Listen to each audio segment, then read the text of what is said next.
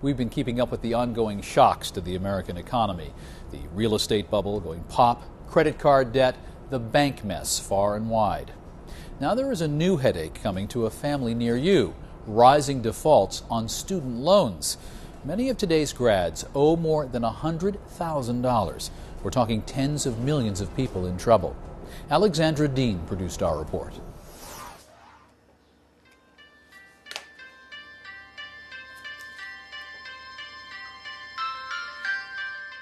The phone rings often in Gina Moss's little house in Baltimore. Oh, what do you do, poor Angus, when hunger makes you cry? It rings while she's getting daughter Alice ready for school. It rings when she's putting her to bed, and a lot in between. For 2 years, I've been screening my calls. Any number that I don't recognize, I don't answer. Because why? Because it might be one of these people. Because it might be a bill collector, right? It might be one of the loan companies. Okay. Oh, you're such a big girl. The calls she's avoiding are from companies trying to collect on Moss's overdue student loan payments. They treat you like you're trying to be sneaky and be deceitful, and like I'm hiding some Swiss bank account that I'm not giving them access to. And that's not the case at all. If I had the money, I would pay them. There just isn't any money. Moss currently owes about $1,000 a month in payments. That's more than a third of her gross salary as a social worker, so payments are always hard. But a few weeks ago, in the middle of this deepening recession, Moss lost her job. Now she finds the payments are impossible to make. It was very devastating initially. The first week was really, really hard. Gina Moss isn't alone. She's now at the heart of a colossal controversy. In America today, there are 70 million people, about a quarter of the U.S. population, who owe a collective $700 billion in student loans. As more and more of these debtors have their hours scaled back or lose jobs, rates of default are on the rise. Experts say this could be the next financial bubble to burst. The Obama administration wants to do something about student loans, but the problem is much bigger than the initiative so far proposed by the White House. More on that later. During the time we spent with Gina Moss, it became clear that the burden of her student loans affects every moment of every day. As a busy single mom, finding time to unsnarl her finances is tough. Monday, Gina is a chaperone for her daughter's daycare field trip. Hi. You look beautiful. Do you want pepper? Moss was herself raised by a single mom who got by on a small salary as a hairdresser, but she wanted something that her mother never had. I wanted a better life. I wanted more opportunities, more experiences.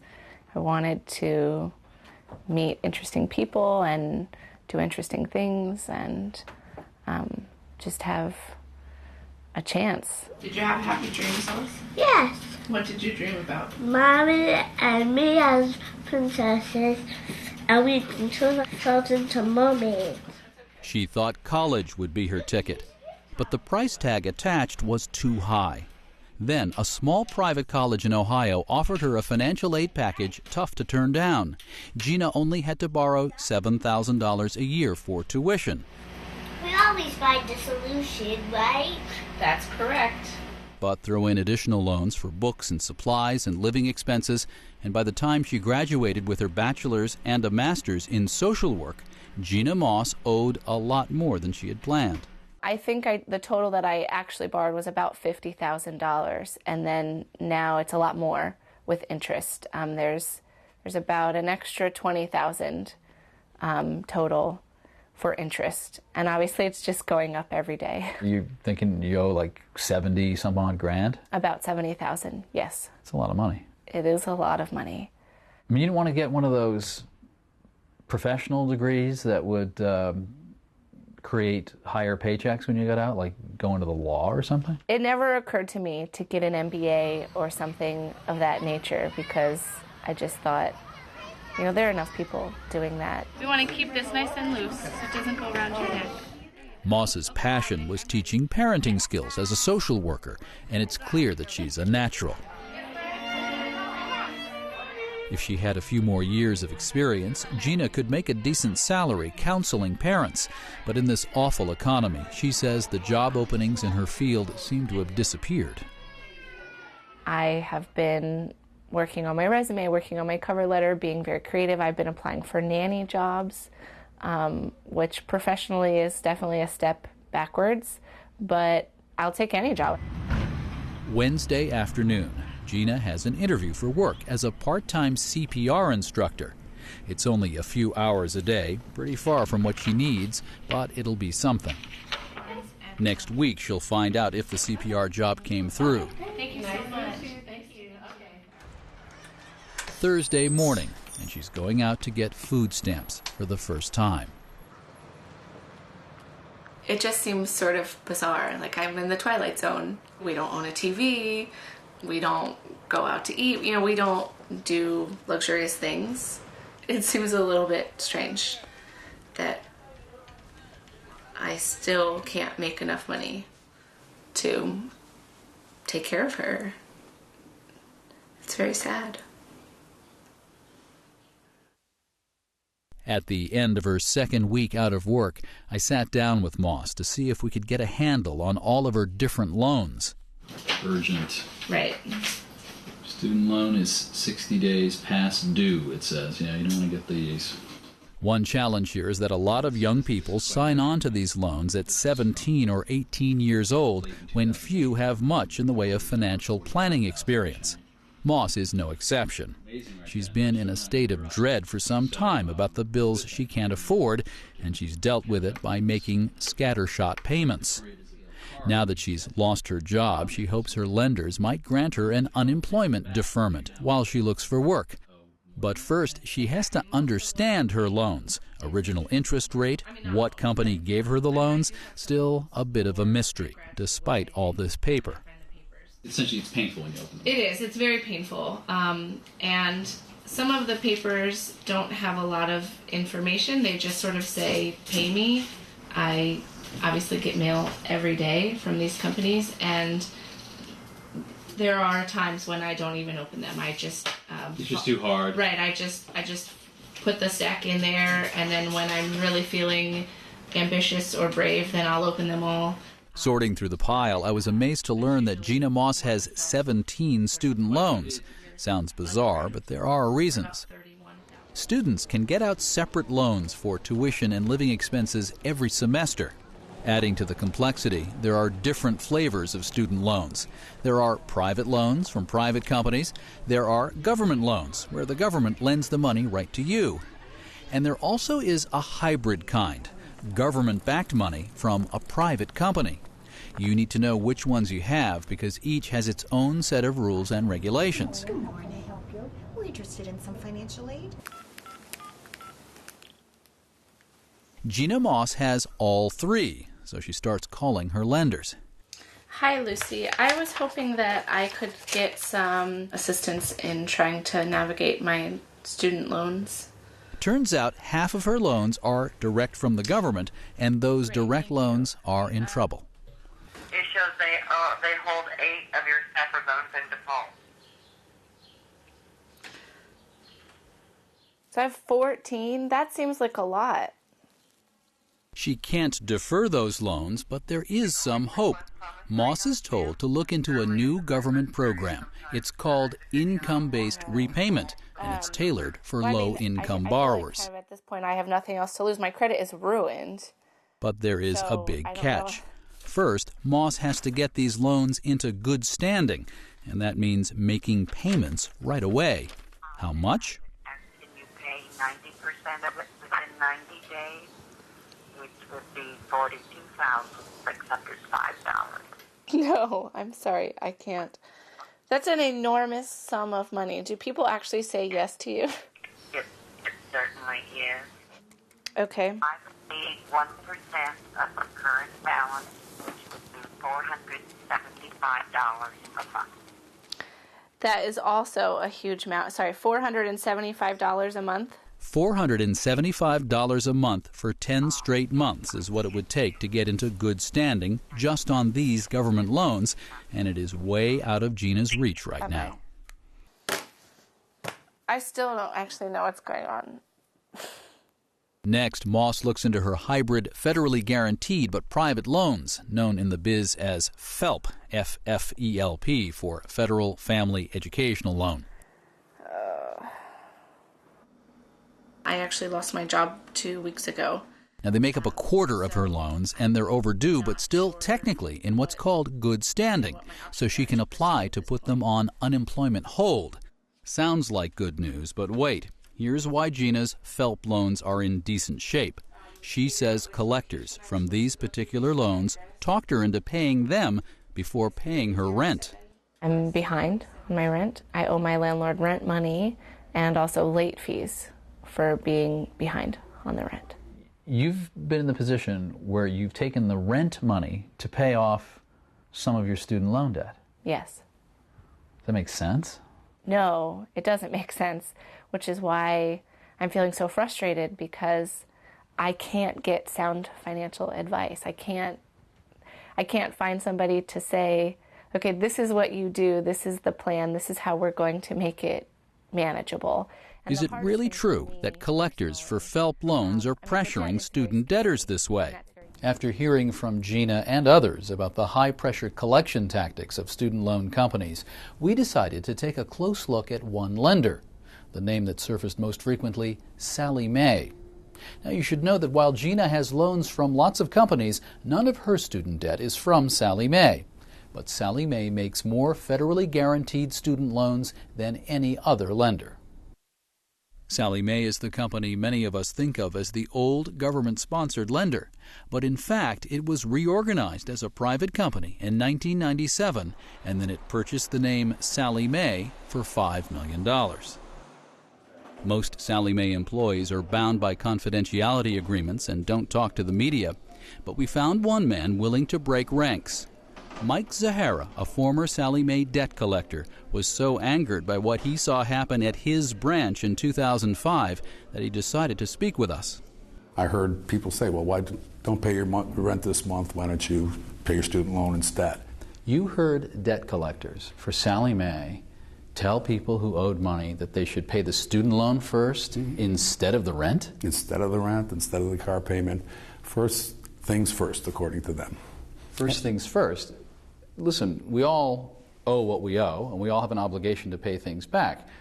But clearly, if you don't pay your student loan, this is bad personal finance. If you don't pay your rent, you could be homeless. Well, exactly. And that was all because these kids who were making these calls were all had a bonus to chase. They didn't really care about the borrower. They cared about their end-of-the-month numbers is what they cared about. Zahara says he was not given enough time to help debtors understand their options. They wanted that collections effort done in 2 minutes. You were audited by your supervisors, and if you were over a 2-minute average over that month, you got either written up, yelled at, or terminated. And you're aware that there are some better options for some people who find themselves in a bind. Were you allowed to share all those good options with the people you're talking to? No, we were not. We were not allowed to discuss and inform them. We were there simply to collect. During the time Zahara worked at Sallie Mae, the practice that troubled him the most was what happened when borrowers put their loans officially on hold, putting them into forbearance is the lingo. As he saw it, the borrowers didn't understand what they were getting into. So I could go on the phone and say, well, you can't pay your bill right now. Let me offer you some verbal forbearance. What that's going to do is bring your loan current, and it's going to take everything that you owe us and put it on the back of the loan. And we had a little spiel to read to them. But they didn't quite understand that they were paying interest on their interest by that. Zahara argues that Sallie Mae had an incentive to let loans balloon that way because if the borrower couldn't pay back, the taxpayer would cover the bill. And since Sallie Mae allows FELP loans to stay suspended for years, he says he's seen some loans almost double in size. Sallie Mae never loses. They win if the borrower pays. They win if the borrower doesn't pay. They win if the borrower defaults. They win any possible way that you look at it. After Zahara complained to the government about some of the practices he says he saw at Sallie Mae, he was fired. The termination letter stated Zahara had violated the company policy that we expect our employees to safeguard confidential information. We requested an interview with Sallie Mae, and the company responded with an email denying Mike Zahara's allegations. A faxed statement from Sallie Mae said Zahara demonstrated a pattern of accusing others of wrongdoing regardless of merit, and the company said that forbearance is used as an option of last resort. Sallie Mae is also in the midst of a legal battle with its own shareholders. For their lawsuit, the shareholders collected anonymous testimony from former Sallie Mae employees, alleging the company was too quick to put loans into forbearance. This time the allegation is with their purely private loans. Sallie Mae responded by filing for dismissal, and the case is still ongoing. And as for those hybrid loans or FELP loans made on behalf of the government by private companies, they have been at the center of a white-hot controversy on Capitol Hill. The Obama administration proposed ending them in favor of direct loans, where the government hands out the loan, cutting out the middleman. It's not a free market when we have a student loan system that's rigged to reward private lenders without any risk. The House passed that legislation in the fall. It included a grant package that is the single largest investment in student aid ever. The bill is now tied up in committee on the Senate side and set to hit the floor in early 2010. But whatever the Senate decides, private lenders will not be cut out of government lending entirely. Earlier this year, the government selected Sallie Mae as one of the 4 private companies to service billions of dollars in new direct government loans, and private lenders, including Sallie Mae, are still lobbying hard for an even bigger role in the direct loan process. Why? Industry sources admit that the government loan business gives lenders a strong presence on college campuses, and once there, it's easier for them to sell the third and most volatile kind of loan, private ones. They're lucrative, much less regulated, and interest rates, well, they can be surprisingly high. That's last year. How is it different? That's what I can't figure out. Denise Slavaka's son, Jay, came to her in a panic when he realized his private loan was charging an interest rate of 18%. $33,000. This is a private loan. This is no different than a credit card. It's 18%. I find it real hard to understand that it is a student loan. And that's really Denise says she always trusted Sallie Mae. She saw it as the responsible government lender from back in the day, so she encouraged her son to trust it too. When I started school in the 70s, I had a Sallie Mae loan, $2,500. And that loan at that time, by the time I got out of school, I paid $42 a month. But the whole idea was that loan was paid off within 10 years. In contrast, she says her son could spend the rest of his life paying off a total loan of $140,000, 5 times the amount he originally borrowed, and he's never missed a payment. College costs are going up, and with federal loans maxed out at around $10,000 a year, students are increasingly relying on private loans to fill the gap.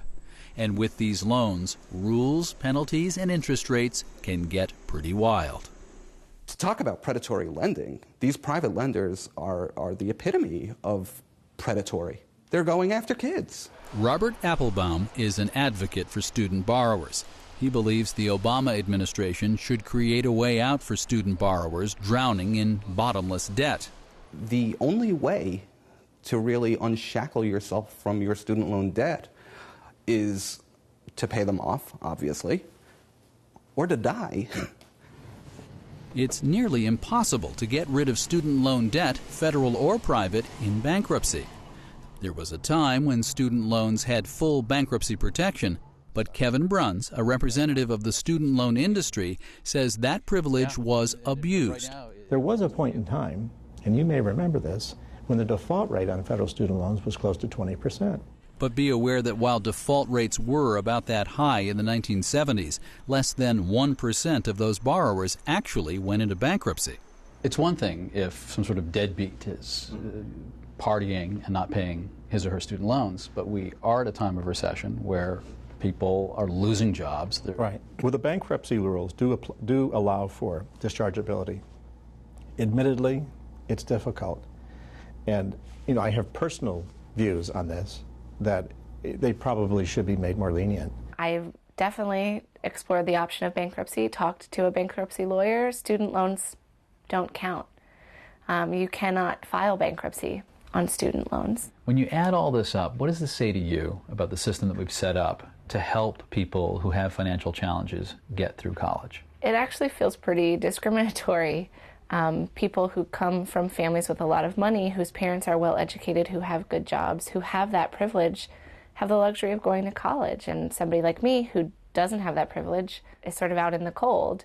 And I did the best that I could with the limited information that I had, and now I'm stuck. I can't give back the degree and say, take away the money and you can keep your degree. It doesn't work that way. Gina Moss is still fighting to get out from under her debt. She's just heard that she got the job teaching CPR, but it's a few days a week, so it's not big money. Meanwhile, her landlord has posted on her front door a notice of eviction. Gina and her daughter will have to leave. For now, a friend has volunteered a spare room, but it's not a permanent solution. 5-year-old Alice is pals with the family's young daughter. We really want to be sisters. Yeah, well, we're not gonna be sisters. We're just gonna see each other every day. We're gonna be with each other. But in one day you'll go and live in the other home, okay? Yeah. One day after that, I'm gonna go live in another home. We gotta back in our telephone. Playing at house becomes playing at moving house. We gotta moving from this home. Goodbye. Faster, Zippy. Let's bag everything else. Okay? Yeah. We need to bag everything else. And then the real moving day arrives. What about the other toys from your bins?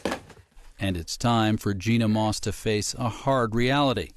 Her student loan debt has now, in a terribly literal sense, cost her the roof over her head. Oh my gosh, Alice, how did you get tomatoes all the way up here? Sorry, Baba. I know, cutie.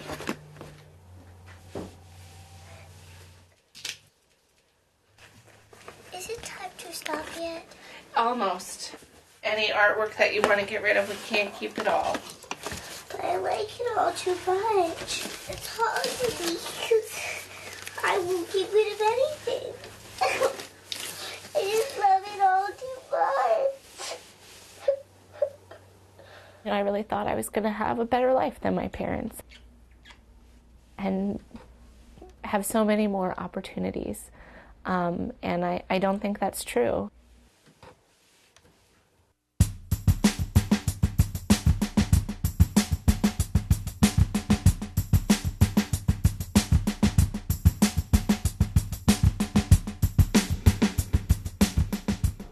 We knew Gina's story was not unique, but when we asked you to send your own student loan stories to our website, the enormous response surprised us. Read about the struggles of dozens of other Americans whose dreams are buried under mountains of student loan debt. Find them through pbs.org. On the next edition of Now, movies and TV around the world are saturated with images of violence and horror. But is it possible to use pop culture in a different way to promote peace and understanding across a country? I'm not naive. You don't watch one of our television shows and drop your submachine gun. But you can change the environment so it becomes more and more difficult to be in violent conflict. And that's it for now. From New York, I'm David Brancaccio. Happy holidays, and we'll see you next week. To order this episode of Now on DVD, call PBS Home Video at 1-800-PLAY-PBS. Now isn't only on your TV. Experience it where and when you want. Like on our website, where you can search to find shows that matter to you. Or download Now podcasts from iTunes to your portable player. Sign up for the Now newsletter for updates, and follow us on Twitter and Facebook for insider information. Choose the Now experience that works best for you. And don't worry, your TV won't be jealous.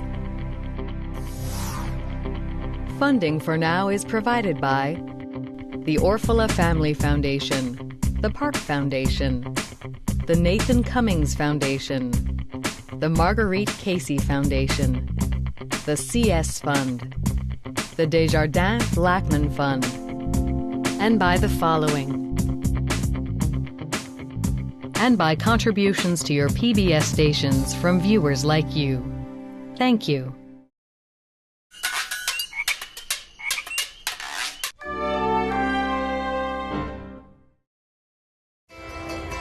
Be More, PBS.